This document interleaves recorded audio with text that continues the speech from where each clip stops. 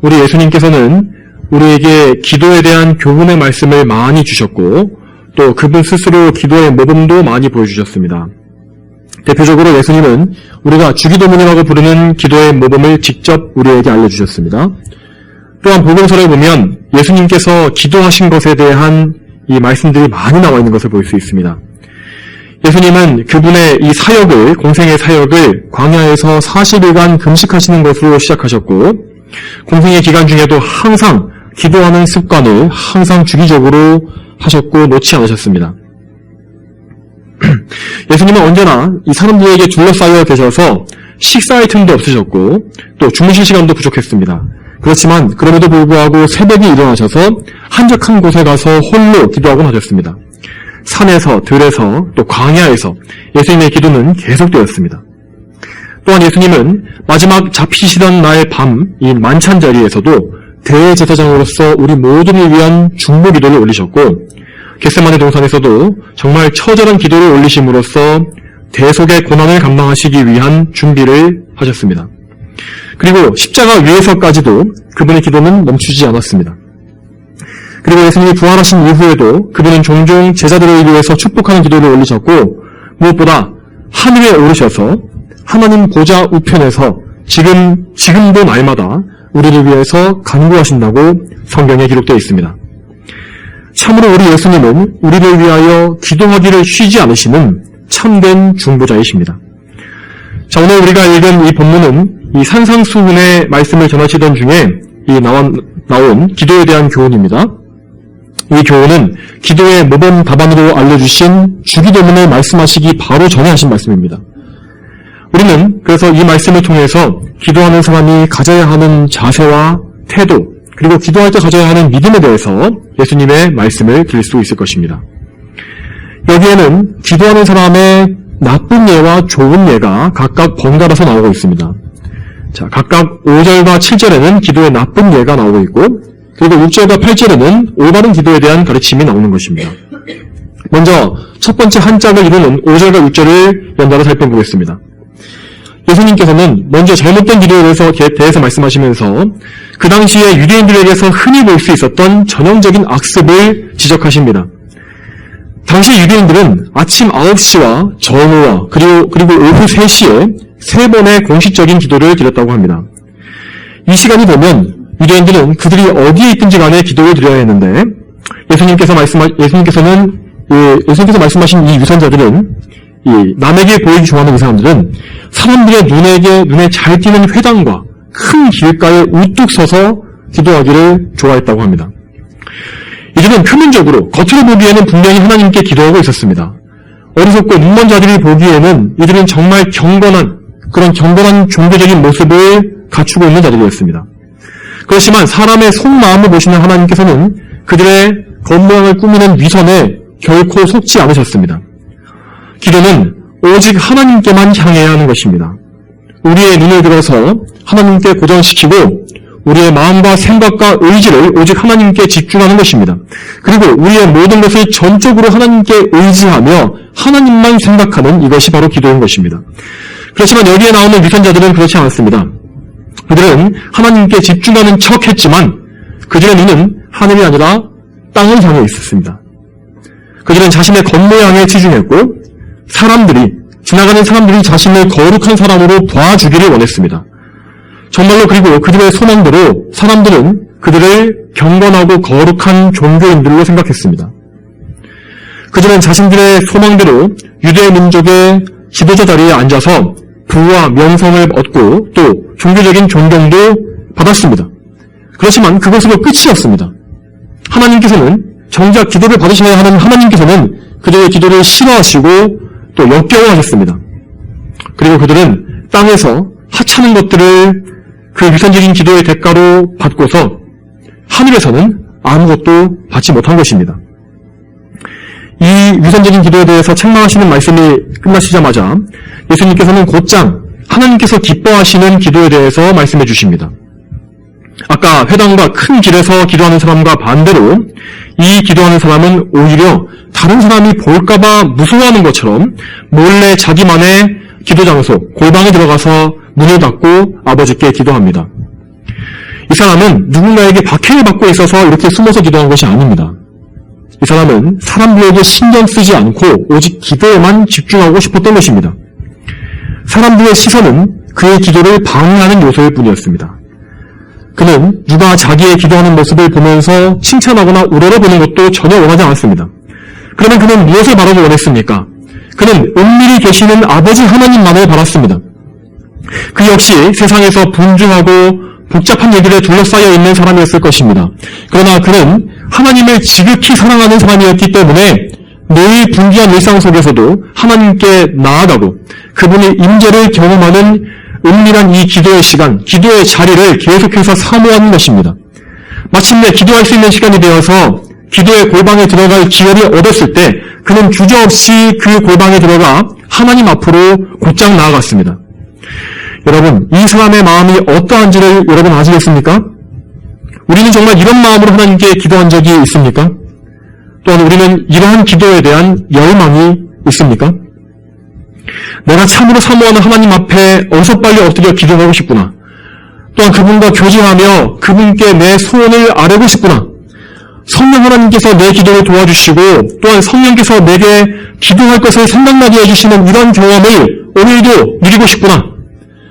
또한 내가 많은 죄를 지었으니 예수님을 통하여서 내 죄가 사함받고 나의 양심이 하나님 앞에 참된 평안을 누리며 하나님과 화평을 누리게 되는 이 기쁨과 사랑을 오늘도 내 기도 시간에 누리고 싶구나.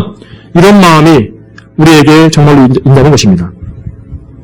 물론 우리 가운데에서 이 5절에 나와 있는 위선자처럼 대놓고 종교적 위선을 나타낼 정도로 뻔뻔스러운 사람은 그렇게 많지는 않을 것입니다. 그렇지만 이것은 단지 남에게 드러내기 위한 위선만을 말하는 것은 아닙니다. 그렇지 않더라도 우리는 얼마든지 하나님께 대한 갈망이 없이 기도 시간을 채우기 위해서 무미건조한 기도를 할 수가 있는 것입니다. 죄에 대한 아픔과 통회의 눈물이 없이 얼마든지 회개 기도를 할 수 있습니다. 하나님께로부터 뭔가 받을 것이라는 믿음이 없이 무언가를 구할 수도 있고 우리의 마음을 전혀 쏟아놓지 않으면서도 냉랭하게 기도만 할 때가 있습니다.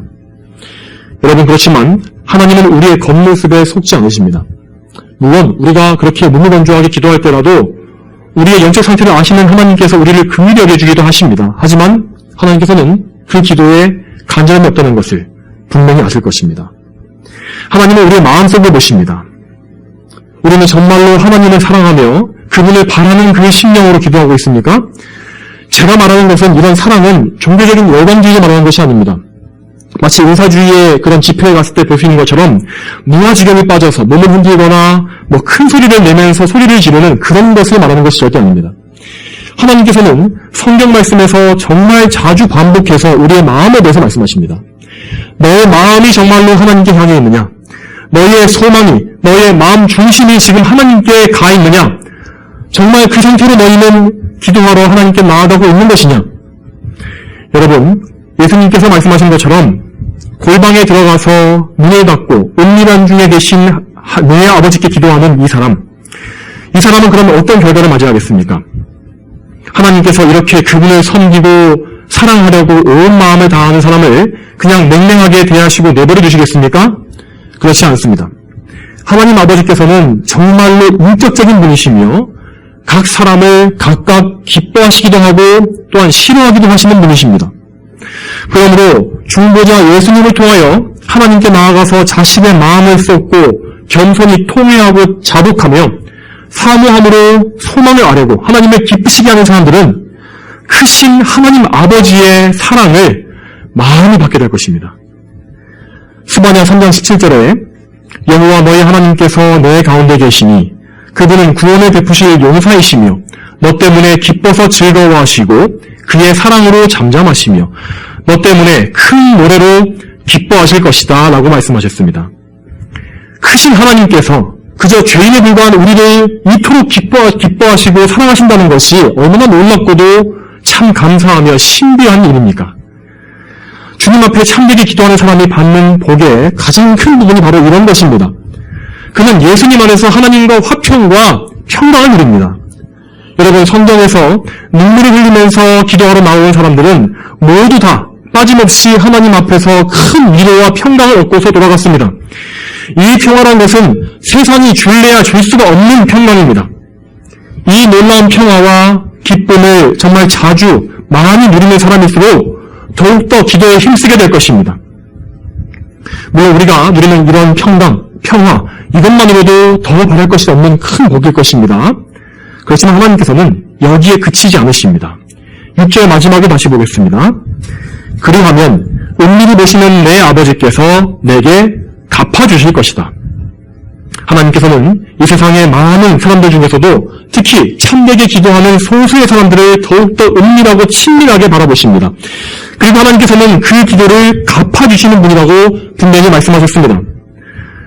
물론 하나님께서는 누군가에게 뭔가를 빚지시거나 뭔가 보상해 주셔야 하는 분이 아니십니다. 누구도 하나님께 빚지게 할 수가 없고 뭔가 하나님께 부당하고 불의한 취급을 받아서 보상받아야 할 일도 절대로 일어나지 않습니다. 그러나 여기에서 원어에서 갚다라는 단어의 뜻은 분명히 빚진 것을 모두 다 갚고 보답하는 것을 의미하는 것입니다. 그렇기 때문에 이 말의 뜻은 전능하신 하나님께서 마치 빚을 지시라도 한 것처럼 기도하는 사람에게 기꺼이 또한 많은 것들을 기꺼이 내려주신다는 의미입니다.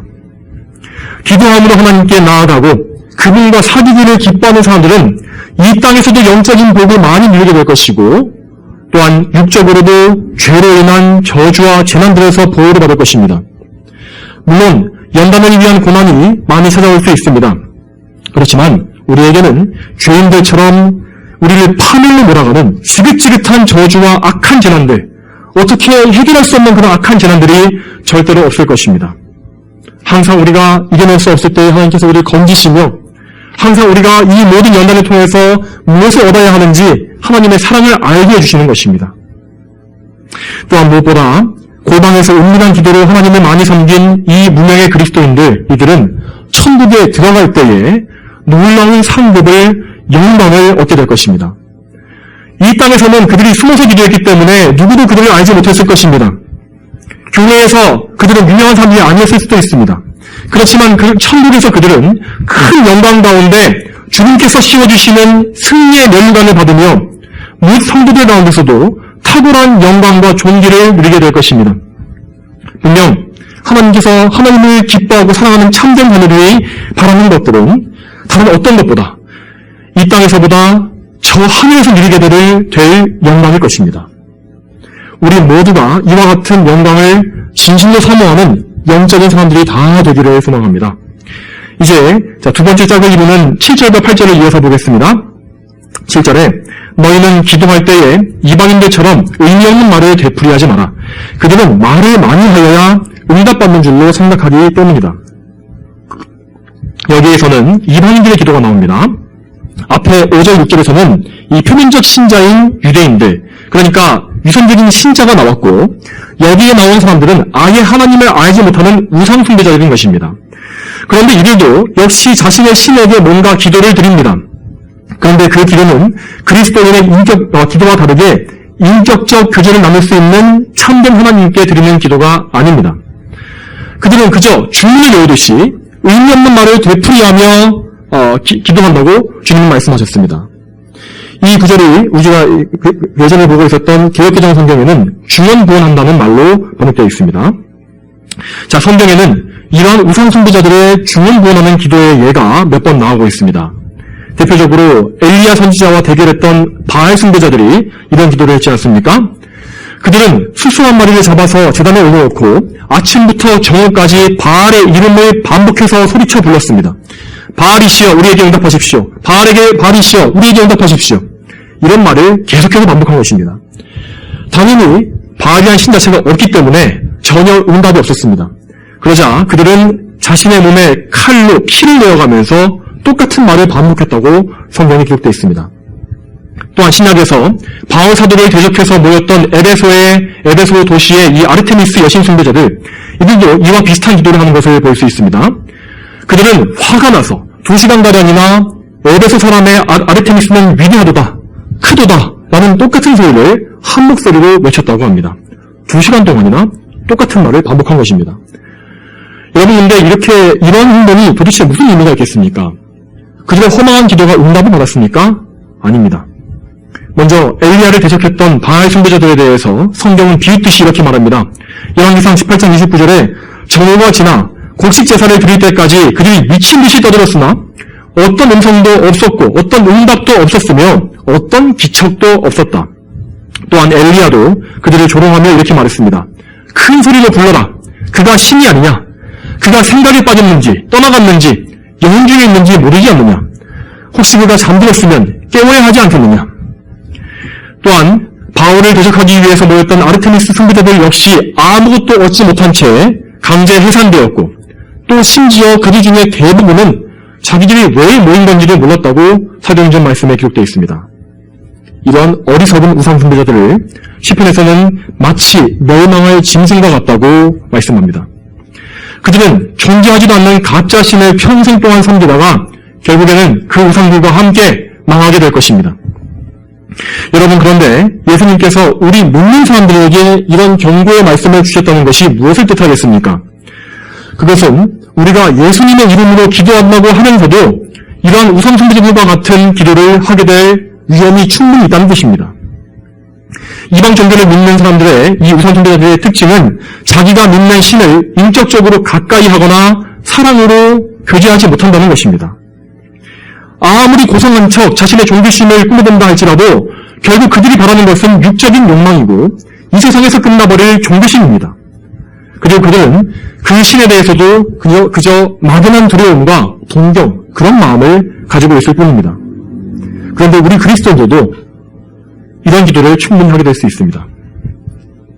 이방인들의 문제는 진실된 사랑이 없이 그저 단지 말을 많이 하고 오래 기도하면 더 큰 효과가 있을 것이라고 생각한 것입니다. 기도를 오랫동안 하는 것이 나쁘다는 말이 아닙니다. 우리는 할 수 있는 한 오랫동안 기도에 집중할 수 있는 훈련을 장기간에 평생에 걸쳐서 해야 합니다. 그러나 우리가 단지 기도를 오래 하는 것만으로 하나님께서 더 기뻐하시고 더 잘 받아주실 것이라고 생각한다면 그것은 잘못된 생각인 것입니다. 특히 공적인 기도를 할 때 자주 이런 오류를 범하는 사람들이 있는데 이 각종 교리적이고 지적인 미사 여부를 남발한다거나 수식어와 어려운 표현들을 써가면서 말을 길게 하는 경우가 여기에 해당합니다. 자, 물론 기도는 하나님께 대한 경외심을 표현하면서 엄숙하게 하는 것이 맞습니다. 하지만 그럴수록 기도는 더욱더 단순하고 명료해야 합니다. 단정하게 정리된 그리고 신중하게 생각해서 한 말을 정리해서 한마디 한마디 하나님께 경외심으로 올려야 하는 것입니다. 여기에서 저는 이 방언 기도에 대한 말을 하지 않을 수가 없습니다. 오늘날 한국교회에 가득한 방언 기도는 모두가 다 이 이방인들의 중언부언하는 기도에 해당하기 때문입니다.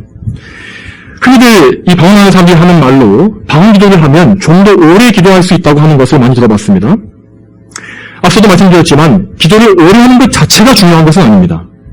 하나님과 친숙하게 깊이 교제할수록 오래 기도하게 되는 경향이 나오게 되는 것이지 오래 기도하는 것 자체가 무조건 좋은 것이 아니라는 말씀입니다. 그리고 오늘날 대부분의 교회에서 행해지는 방언을 잘 생각해 보시기 바랍니다. 대부분 다 똑같은 패턴이 반복됩니다. 조금 방언을 능숙하게 한다 싶은 사람들은 여러 가지 단어를 많이 쓰긴 합니다. 그렇지만 결국에는 단어 양이 좀 많을 뿐이지 결국엔 또 똑같은 패턴이 반복됩니다. 심지어는 옹알이 방언이라고 해서 뭔가 라라라라 하는 식의 기도를 드리는 경우도 있지 않습니까? 그러면서 그들은 자기가 무슨 말을 하는지도 전혀 알지 못한 채 몇 시간씩 이런 기도를 올립니다. 이 설교의 주 내용이 방언에 대한 비판은 아니지만 이 설교를 들으시는 분 중에 혹시 방언 기도를 하시는 분들이 계신다면 이 말씀을 잘 들으시기 바랍니다. 여러분의 방언 기도, 그것을 성경 말씀의 기준으로 또한 올바른 양심으로 잘 들어보시기 바랍니다. 자기가 무슨 말을 하는지도 모르면서 몇 시간이나 무아지경으로 뱉어내는 말이 과연 성경에서 말씀하는 진짜 기도가 맞습니까? 오히려 현대의 방언 기도라 부르는 것들은 예수님께서 말씀하신 우상 숭배자들의 중언부언하는 기도와 100% 일치하는 것을 볼 수 있습니다. 그리고 이 방언 기도라는 영적 현상은 기독교에만 있는 것도 아닙니다. 힌두교와 같은 저급한 신비 종교, 그런 종교에서도 비슷한 현상이 벌어지는 것을 충분히 볼 수 있습니다. 성경이 말씀하는 방언의 헬라어 단어는 외국어입니다. 외국어이고 그래서 세계 각국의 외국어로 복음을 전하기 위해서 초대교회에 주어졌던 한시적인 은사였습니다. 여러분, 기도란 것은 거룩하시며 살아계신 하나님께 중보자 예수님을 통해서 나아가는 인격적인 교제입니다. 하나님께서는 여러분이 정말 또렷한 정신과 올바른 지식과 또한 올바른 감정을 가지고 하나님께 나와서 기도하기를 바라십니다. 그리고 여러분의 기도 생활을 점검하시고, 그래서 정돈되고도 질서 있으면서도 동시에 뜨거운 사랑과 겸손한 심령을 담아서 기도하시길 바랍니다. 마지막으로 8절을 보겠습니다. 예수님께서는 이렇게 의미 없는 말들을 반복하는 이방인들을 본받지 말라고 말씀하십니다. 말을 많이 하고 장시간 중얼거려야만 드릴 수 있는 하찮은 신으로 하나님을 그렇게 낮게 취급하지 말라는 말씀입니다. 오히려 우리 아버지께서는 우리가 그분께 구하기도 전에 우리에게 필요한 것이 무엇인지를 아신다고 예수님은 말씀하십니다. 우리가 기도를 시작할 때에, 아니 그 이전에 이미 하나님께서는 우리가 무엇을 기도할지, 무엇이 필요한지 우리의 마음을 다 알고 계십니다. 여기에서 어떤 사람들은 이런 생각을 할 것입니다. 그러면 애초에 기도할 필요가 없는 것 아닙니까? 기도하기 전에 하나님께서 모든 것을 아신다면 굳이 뭔가 힘들게 말씀드리는 시간을 만들 필요가 있겠습니까? 그냥 마음으로 생각만 할지라도 하나님께서 다 들어주실 수 있지 않겠습니까? 물론 하나님은 마음속으로 기도할 때에도 들어주시기도 하는 분이십니다. 자, 그리고 우리 사람이 생각하기에는 우리가 기도를 열심히 해야 한다는 이 가르침과 하나님께서 우리의 기도를 미리 다 하신다는 가르침이 모순되어 보일 수가 있습니다. 그렇지만 성경은 분명히 하나님의 미리 아심과 기도의 열심 모두를 동시에 가르치십니다. 그리고 그 두 말씀은 전혀 모순되는 것이 아닙니다. 하나님은 전지전능하시며 모든 것을 미리 정하심으로 모든 것을 미리 아시는 분이십니다. 그렇지만 동시에 하나님을 사랑하며 하나님께 소원을 아뢰는 참된 기도를 그분은 기뻐하시고 귀히 여기십니다. 야고보서 5장 16절에 이렇게 나와 있습니다. 의인의 간구는 역사하는 힘이 많다. 그리고 에스겔 36장 37절에는 내게 구해야만 내가 그들에게 행할 것이다 라고 기록되어 있습니다. 즉 우리가 간절히 구함으로써 하나님께 모든 것을 받는 것, 이것이 하나님께서 영원전에 작정하신 그분의 계획인 것입니다. 우리의 간절한 기도와 그것을 들으심으로 우리에게 응답하시는 것, 이것이 이미 다 예정하신 하나님의 선하신 뜻인 것입니다. 따라서 참된 기도라는 것은 하나님께서 참으로 기뻐하신 일이고 하나님의 뜻이며 또한 하나님께서 우리에게 주시는 강력한 명령이라는 사실을 여러분 잘 기억하시기 바랍니다. 오늘 말씀을 정리해 보겠습니다. 기도하는 사람은 그 사람이 바로 참된 그리스도인입니다. 물론 기도를 하고 있다고 해서, 기도를 단지 한다고 해서 무조건 참된 그리스도인이 되는 것은 아닙니다. 그저 종교적 열심에 의해서 기도 생활을 하는 그런 그리스도인들도 많이 존재합니다. 자신의 욕망을 이루기 위해서 새벽 기도에 가고 열심히 기도하는 사람들 분명 존재합니다. 그렇지만 참된 그리스도인이 기도하지 않고도 산다는 것은 있을 수가 없는 것입니다. 그래서 마치 우리가 숨쉬지 않고 살 수 있다는 말과도 똑같습니다. 어머니 뱃속에서 나온 어린아이는 울음을 터뜨리면서 생명의 호흡을 시작합니다. 우리의 기도 역시 거듭난 영혼의 영적 호흡과 같기 때문에 성령께서 거듭나게 하시고 그 안에 새 사람을 창조해 주신 참된 성도는 자기 영적 호흡인 기도를 반드시 날마다 하게 되어 있다는 것입니다. 여러분, 혹시 여러분 중에 기도를 잃어버린 분이 계십니까? 혹은 여러분의 기도 생활이 너무나 미약하고 온색하게 느껴질 때가 있습니까? 그러면 다시금 기도할 마음을 달라고 기도하시기를 바랍니다. 은혜와 간구의 성령께서 여러분을 붙잡아 주시기를 간구하십시오. 그것이 잘 되지 않는다면 깊은 탄식으로서라도 하나님께 나아가 여러분의 마음을 쏟으시기 바랍니다. 성령께서는 우리의 연약함을 도우시며 우리가 무슨 말을 할지 모를 때조차도 우리의 마음에 기도할 것을 넣어주는 분이십니다. 또한 그분은 우리를 대신해서 하나님께 간구해 주시는 분이십니다. 우리는 이 성령님께 의지하지 않고서는 도저히 절대로 온전한 기도를 드릴 수가 없습니다. 그러므로 성령님께 도움을 간구하시고 또한 성자 예수님의 보혈로 여러분의 죄를 다 씻어주셔서 깨끗하게 해주셔서 하나님 아버지께 막힘이 없이 담대히 나아갈 마음을 달라고 또한 간구하시기 바랍니다. 혹시 여러분 중에서 한 번도 오늘 말씀에서 들은 것과 같은 참된 기도를 해본 적이 없는 분이 계십니까? 그렇다면 여러분 자신을 구원해달라고 기도하셔야 할 것입니다. 정말로 하나님께 기도하는 참된 성도로 하나님의 자녀로 나를 변화시켜달라고 기도하십시오. 또한 그리스도의 보혈로 씻어주시고 의의 옷을 입혀주사 하나님 앞에 의로운 자녀로 받아주시고 우리에게 살려달라고 간구하시기 바랍니다. 우리 모두는 반드시 하나님 앞에 기도하는 사람들이 되어야 할 것입니다. 오늘 들은 이 말씀을 잘 기억하십시오. 그리고 그 참된 마음과 온전한 믿음으로 이번 한 주간에도 열심히 기도하시기를 바랍니다. 다 함께 기도하시겠습니다. 거룩하신 아버지 하나님, 오늘도 마태복음에 예수님께서 말씀하신 그 기도의 교훈을 통하여서 우리가 기도할 때에 어떤 마음과 어떤 자세로 어떤 방식으로 해야 하는지를 또 말씀을 듣게 하시니 감사합니다. 하나님 아버지, 저희는 참으로 어리석고 연약하여서 이방인들이나 또 유선자들과 같이 잘못된 기도를 하게 될 때가 너무나 많습니다. 또한 저희가 참된 기도를 드리려고 할 때조차도 저희의 기도는 너무나 부족하고 연약하며 어리석을 때가 많습니다. 거룩하신 하나님께 올려드리기에는 너무나 누추하고 너무나 보잘것없는 기도일 때가 거의 대부분입니다. 하나님, 이럴 때에 저희를 항상 불쌍히 여겨주시고 저희 마음의 중심에 하나님을 향한 사랑을 또 불붙게 하시며 또한 우리의 보잘것없는 기도를 예수님께서 중보해 주셔서 하나님 앞에 올라가는 향기로 그 성전의 향로의 그 연기가 하나님 앞에 닿았듯이 우리의 기도 역시 하나님 앞에 올려지기를 소망합니다. 하나님 아버지, 우리가 오늘 들은 말씀대로 믿음을 가지고 하나님에 대한 사랑을 가지고 참되고 진실된 마음과 진리로서 하나님 앞에 많이 기도하는 이번 한 주가 될 수 있도록 인도하여 주시옵소서. 감사드리며 예수님의 이름으로 기도 올립니다. 아멘.